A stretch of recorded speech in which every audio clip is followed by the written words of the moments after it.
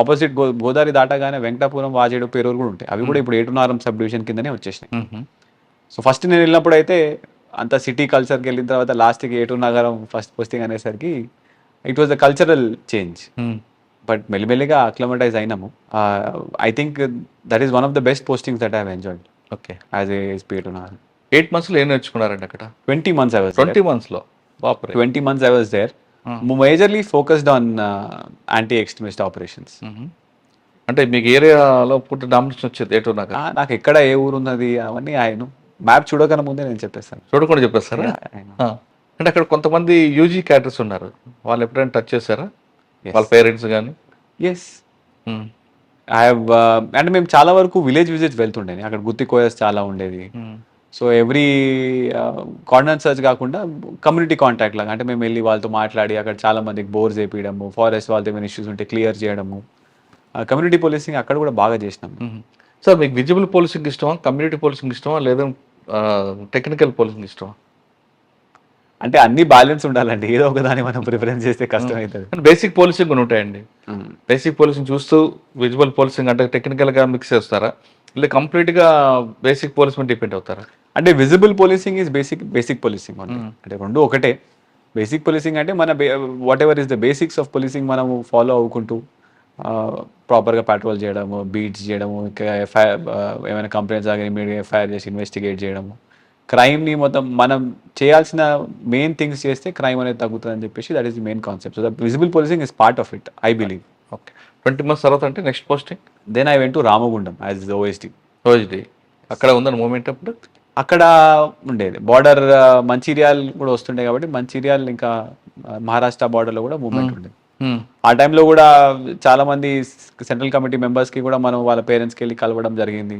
మేము కలిసి వాళ్ళు లొంగిపోవని చెప్తే అక్కడ సెంట్రల్ కమిటీ మెంబర్ కూడా రిప్లై చేసినారు ఆన్లైన్. ఎవరైనా I will not name him. అయితే మా సిపి గారికి లేఖలు రాసిచ్చారు, మీరు వెళ్ళి మా తల్లిదండ్రులు కలిసినందుకు ధన్యవాదాలు, మీ పేరు మీద మా తల్లిని నేను మళ్ళీ న్యూస్ పేపర్లో చూడగలిగినా అని చెప్పేసి, కానీ నేను లొంగిపోలే అని చెప్పేసి ఇట్ వాజ్ అ గుడ్. అంటే కమ్యూనికేషన్ ఉందా, సరెండర్ అయ్యాడు? ఆన్ పేపర్ స్టేట్మెంట్స్ ఇచ్చిన. అచ్చా, పేరు చెప్పకూడదా? రైట్ అండి. రామగుండం తర్వాత అండి? Then I went directly to Mahabubabad, SP Mahabubabad district. సరే, ఫస్ట్ పోస్టింగ్ మీకు నేను ఛాలెంజ్ ఏమనిపించేది అంటే మీరు ఎక్కువగా డ్రగ్స్ మీద ఫోకస్ చేయడానికి మహబూబాబాద్లో రీజన్ ఏంటి? చాలా రోజుల నుంచి అంటే చాలా సంవత్సరాల నుంచి అక్కడ వరకు కల్టివేషన్, అంటే నేను వెళ్ళినప్పుడు అయితే కల్టివేషన్ లేదు, కానీ 10 years బ్యాక్ వరకు చాలా కల్టివేషన్ ఉండేది. దాని తర్వాత మళ్ళీ ట్రాన్స్పోర్ట్ కూడా బాగా, అంటే నేను వెళ్ళినప్పుడు కూడా ట్రాన్స్పోర్ట్ ఉండేది. అంటే చాలా వరకు ఏఓబి దగ్గర నుంచి తీసుకొని వచ్చి మళ్ళీ హైదరాబాద్ సప్లై చేయడము, లేకపోతే మహారాష్ట్రకి వెళ్ళడం. నేను వెళ్ళినప్పుడు కొన్ని ఊర్లు చూస్తే చాలామంది గతంలో గాంజా స్మగ్లింగ్ చేసుకుంటూ సంపాదించిన డబ్బులు చూసి చాలామంది కొత్త యువతలు కూడా ఇన్స్పైర్ అయ్యారు. అరే ఇంత పెద్ద ఇల్లు కట్టుకోవచ్చు కదా మేము చేస్తే అని చెప్పేసి. సో అది దానివల్ల చాలా వరకు ఇప్పుడు కల్టివేషన్ బాగా స్ట్రిక్ట్ చేసినాం కాబట్టి ట్రాన్స్పోర్ట్ మీద పడ్డారు. So I wanted to cut down on this entire transport. ఎలా అండి ఆ మిషన్ ఎలా తీసుకున్నారు మీరు? అంటే చాలా వరకు ఆ మండలాల్లో మీరు చెప్తున్నట్లుగా ఫైనాన్షియల్గా పక్క వ్యక్తి కనబడుతున్నప్పుడు కొంతమంది డ్రాప్ అవరు, అయితే ఆయన చూద్దామని ముందుకు వెళ్తుంటారు కదా. సో చాలా క్రైమ్స్కి కూడా one of the main reason was ganja అక్కడ కూడా. సో నేను ఏమనుకున్నానంటే first let me wean them away. అంటే నేను గాంజాని ఓన్లీ హోలిస్టిక్గా, అంటే ఓన్లీ కేసులు కట్టేసి వాళ్ళని జైలు పంపిస్తే కాదు అని చెప్పేసి హోలిస్టిక్గా, అంటే మనం first cultivation, transport, sale, consumers, దాంతోపాటు పాత అఫెండర్లు అందరూ కూడా వాళ్ళందరినీ పిలిపించి కౌన్సిలింగ్ చేయడము, వాళ్ళ మీద హిస్టరీ షీట్స్ ఓపెన్ చేయడం, ఇవన్నీ చేసినాం. మనలో మార్పు అని చెప్పేసి ఒక ప్రోగ్రామ్ తీసుకొని వచ్చి అక్కడ మనలో మార్పు లోకల్ ఎమ్మెల్యే గారితో కోఆర్డినేట్ చేసుకుంటూ చాలా వరకు మా కళా బృందం తీసుకొని వెళ్ళేసి అవేర్నెస్ క్యాంపెయిన్స్ చాలా చేసినాము. వీక్లీ అట్లీస్ట్ 1 or 2 చేస్తున్నాం. నేను కూడా మండల్లో అటెండ్ అయ్యాను. I also addressed people. చేసిన తర్వాత కొంతవరకు పోలీస్ స్ట్రిక్ట్ ఉన్నది, దీనిలో మనము మనీ సంపాదించొద్దు అని చెప్పేసి అవన్నీ అట్లా చేయడం జరిగింది.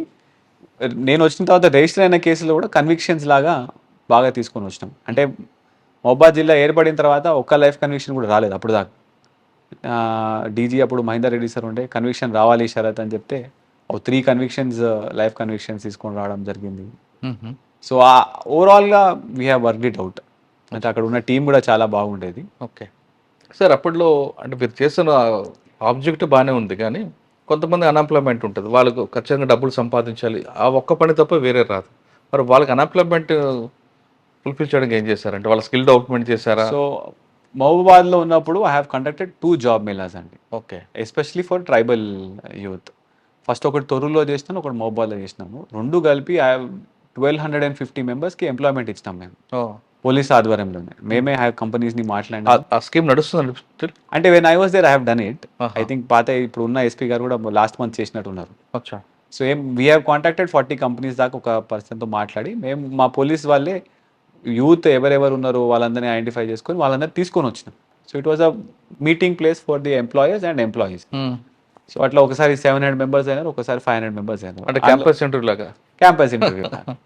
అందులో I think the highest package also 45,000 వరకు ప్యాకేజ్ ఇచ్చినావు. And we have ensured that Warangal లేకపోతే ఖమ్మంలోనే మెజారిటీ ఆఫ్ ది జాబ్స్ ఉంటే వాళ్ళు మళ్ళా రిజైన్ చేసి రాకుండా దగ్గరలో ఉండేటట్టు చేస్తారు. అంటే 45,000 ఇస్తున్నట్టు వాళ్ళ క్వాలిఫికేషన్ ఏముందండి అప్పుడు? She was MSc BSc agriculture. Sir మీకు ఒక గంజాయి కాకుండా మహబూబాబాద్లో గుడబా కూడా కనిపిస్తుంటుంది. ఎస్. దాని మీద మీ focus? Gudumba also we have focused. అంటే నేను వచ్చిన తర్వాత అక్కడ we have targeted the main supply. మాకు సప్లై మోస్ట్లీ ఏపీ చిత్తూరు నుంచి వస్తుండే, కర్ణాటక నుంచి వస్తుండే. సో సప్లైని బాగా గట్టిగా టార్గెట్ చేసినాం. బికాజ్ ఊరికనే ఊళ్ళలో వెళ్ళేసి మనము ఆ బట్టి విరగొట్టడం అది దాని ఇంపాక్ట్ ఎక్కువ లేకుండా. సో సప్లై కట్ అయిన తర్వాత అక్కడ గుడుంబా కూడా బాగా కట్ అయింది. అంటే నా బెల్లం మీద ఎక్కువ ఫోకస్ పెట్టి? బెల్లం మీద ఎక్కువ ఫోకస్ పెట్టాను. దాని తర్వాత మేము వెళ్ళిన తర్వాత మళ్ళీ 30 రూపాయలు 40 రూపాయలకి దొరికే గుడుంబా నేను వెళ్ళిన తర్వాత 100 రూపాయలు 110 రూపాయలు దొరికాయి. అండ్ రేట్ పెంచి డిమాండ్ పెరిగింది కాబట్టి సప్లై తగ్గింది. సో ఎవ్రీ ఎక్సైజ్ డిపార్ట్మెంట్తో కూడా బాగా కోఆర్డినేట్ చేసినాం. రైట్. వాళ్ళు కూడా బాగా సపోర్ట్ చేసినారు. అందరినీ కూడా మళ్ళీ బైండ్ ఓవర్ చేయడము, పీడీ యాక్ట్స్ పెట్టడము, కుటుంబ దాంట్లో కూడా పీడీ యాక్ట్ పెట్టడం జరిగింది. సార్ అక్కడ ఇంకొక ప్రాబ్లం ఉంటుంది, ఎస్సీ ఎస్టీ కేసులు కనిపిస్తుంటాయి. దానికి రీజన్ ఏమనుకుంటారు? దాంట్లో అంటే రియల్ విక్టిమ్స్ ముందుకు రారు, ఆ కేసులు పెట్టుకుని కొంతమంది బ్లాక్మెయిల్ చేస్తుంటారు. మీరు అది ఐడెంటిఫై చేశారా? దాని సొల్యూషన్ తీసుకొచ్చారు? అంటే స్టార్టింగ్లో నేను పోస్టింగ్కి వెళ్ళినప్పుడు కూడా ఇదే అనుకున్నాను. కానీ దాంట్లో majority of the populations are belonging to schedule tribes కాబట్టి ఎస్సీ ఎస్టీ కేసెస్ అంత ఎక్కువ ఉండవు. But there are some SC ST cases చాలా వరకు వస్తాయి. అవి కూడా చాలా వరకు ఏదో ఒకటి కావాలని ల్యాండ్ ఇష్యూ, ఏదో ఒక బ్యాక్గ్రౌండ్ ఉండడము అట్లాంటివి ఉంటాయి. But at the same time జెన్యూన్వి కూడా ఉంటాయి. ఓకే. జెన్యూన్వి ఉన్నప్పుడు also we go very strictly.